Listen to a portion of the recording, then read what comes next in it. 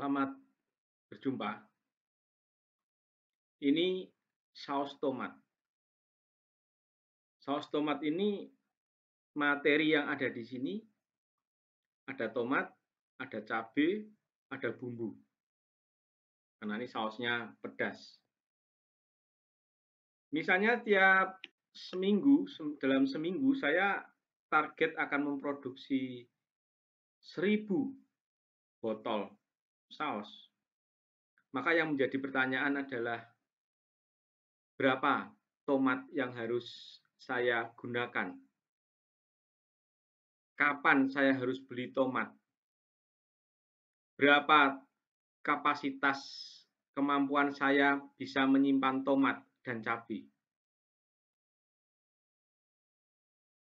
Kalau saya menyimpan tomat, ada biayanya enggak? Ada ongkosnya enggak? Ini adalah hal-hal yang harus dipikirkan ketika kita akan membuat perencanaan bahan mentah. Pada kesempatan ini kita akan membahas aspek-aspek khusus ketika kita akan membuat perencanaan bahan mentah. Mari kita lanjutkan.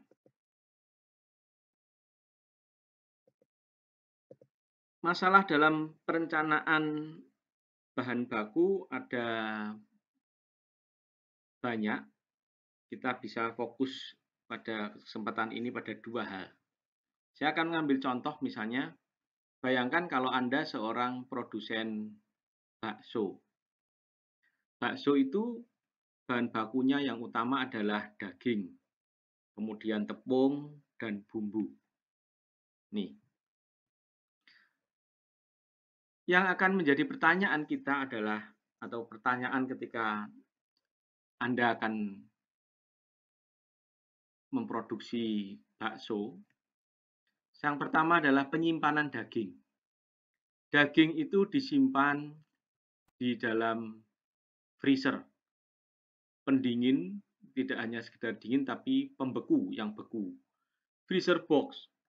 Freezer box itu kapasitasnya terbatas, ada yang besar, ada yang kecil, tapi memang kapasitasnya terbatas. Jadi di sini ada biaya penyimpanan. Ya, pikirkan biaya penyimpanan. Karena freezer itu juga memakan listrik yang cukup banyak. Jadi kalau Anda beli daging yang banyak, Anda simpan di dalam freezer, itu pikirkan ada biaya penyimpanan. Kemudian yang kedua, dalam daging juga ada biaya potong dan biaya mengirim daging. Misalnya, saya tidak usah repot-repot ke pasar, saya hanya cukup telepon pemasok saya untuk mengirim daging yang saya perlukan, sudah dalam bentuk cacah atau mungkin dalam bentuk cacah, tentunya ada biaya potong dan biaya kirim. Semakin sering Anda memesan, maka semakin besar ongkos yang harus dibayarkan untuk potong dan kirim. Nah, dua hal ini yang menjadi pertimbangan kita ketika akan membeli, menyimpan persediaan bahan mentah. Ada dilema di sini. Kalau terlalu sering membeli daging, maka biaya potong dan biaya kirim akan besar. Tetapi kalau misalnya saja, saya tidak mau terlalu banyak ongkos potong dan ongkos kirim. Dalam 1 bulan atau dalam 1 periode, saya cukup beli sekali saja. Jadi ongkos kirimnya sekali saja. Karena ngirim banyak maupun ngirim sedikit ongkosnya sama. Tapi mungkin akan ada masalah. Kalau dalam 1 periode pesan sekali saja, dan itu banyak, dagingnya banyak, bisa jadi freezer-nya tidak muat. Maka Anda akan menyewa freezer. Menyewa freezer akan keluar ongkos lagi. Dan ongkos listriknya juga bertambah banyak. Jadi ada dua hal yang dipertimbangkan, yaitu biaya simpan dan biaya angkut, biaya kirim, biaya potong. Nah, pertanyaannya ada dua di sini. Yang pertama, berapa jumlah kuantitas ideal setiap kali saya beli daging? Setiap kali saya pesen, itu enaknya berapa kilo? Supaya ongkos simpan dan ongkos kirim itu bisa akur. Pertanyaan ini bisa dipecahkan dengan sebuah rumus yang terkenal, namanya economical order quantity, ya, tingkat pemesanan yang ekonomis. Nanti kita pemecahannya bagaimana. Pertanyaan kedua lagi dalam masalah dilema ini adalah, kapan saya harus pesan daging lagi? Maksudnya, saya pesan daging lagi itu ketika persediaan daging, stok daging tinggal berapa? Tinggal 1 kilo atau tinggal 3 kilo, supaya waktunya itu bisa terjadwal dengan bagus, tidak mengganggu ongkos, tidak mengganggu produksi. Pertanyaan ini bisa dipecahkan dengan memahami yang namanya reorder point. Titik kapan kita harus memesan kembali. Kita akan berusaha untuk memahami dua rumus ini.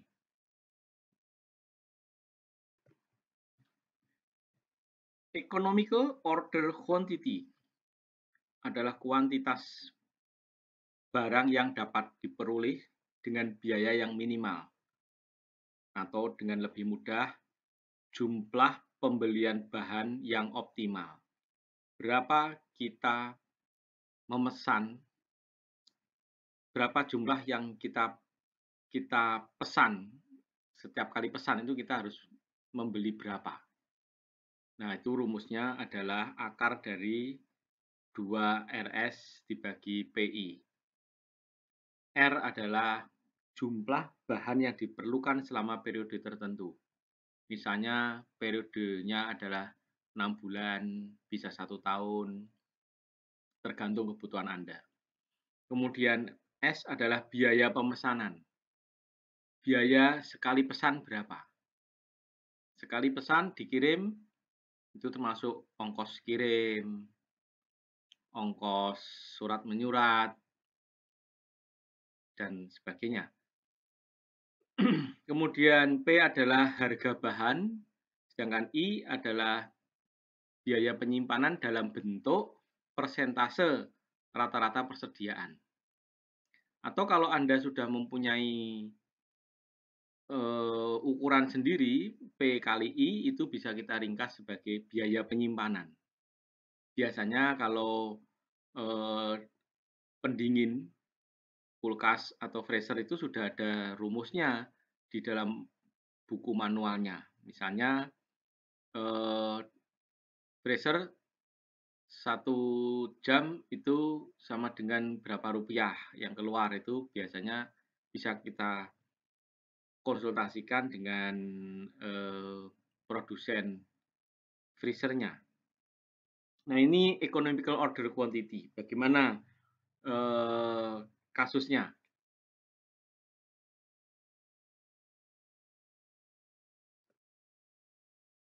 Saya ambil contoh, misalnya ada cerita, cerita ini saya adopsi dari contoh di sebuah buku. Misalnya ada orang bernama Bob akan membeli bola basket dari pabrik dan akan menjual ke tetangga dan teman-temannya. Jadi Bob akan menjual bola basket. Bob membeli bola itu harganya $10, lalu akan menjual $20. Jadi untungnya $10. Dalam 1 tahun, Bob berencana menjual 1.200 bola dalam 1 tahun. Pada awalnya Bob akan membeli 100 unit per bulan, jadi 100 kali 12, 1.200. Namun Bob dapat kabar dari pabrik bahwa pabrik akan membebankan biaya $90 setiap kali Bob pesan. Ya, jadi biaya pesan, kirim, biaya ongkos kirim itu $90 setiap kali pesan. Sehingga kalau 1 tahun dia memesan 12 kali, maka 90 kali 12, $1.080 per bulan. Wah, ini terlalu tinggi. Kemudian Bob mau berencana untuk, kalau gitu saya akan beli saja langsung 1.200 bola. Sekali saja. Maka saya akan keluar ongkos $90 saja. Begitu kata Bob.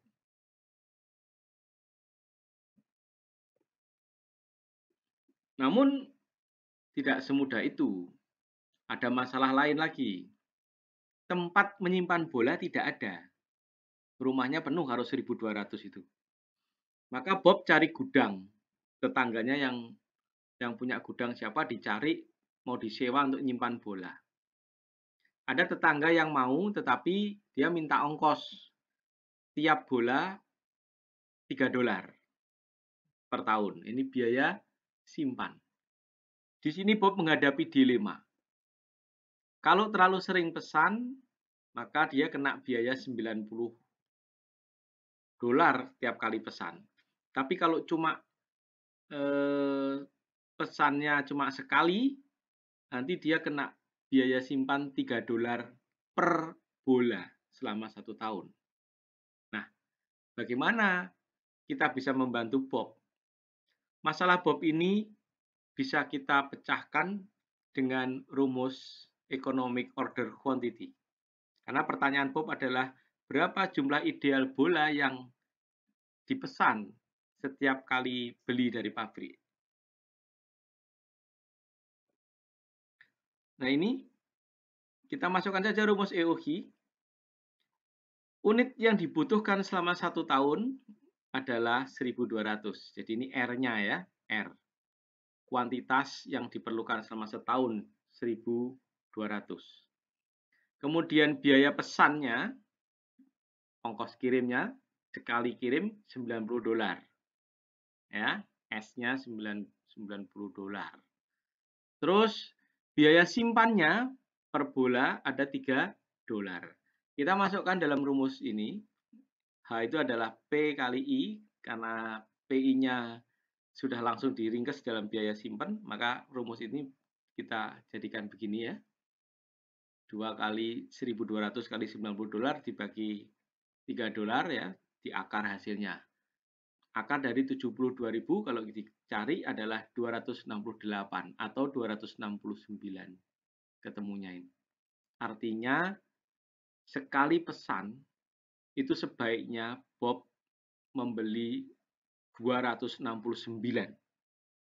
Nah, pada jumlah inilah biaya pesan ya sama dengan biaya simpan.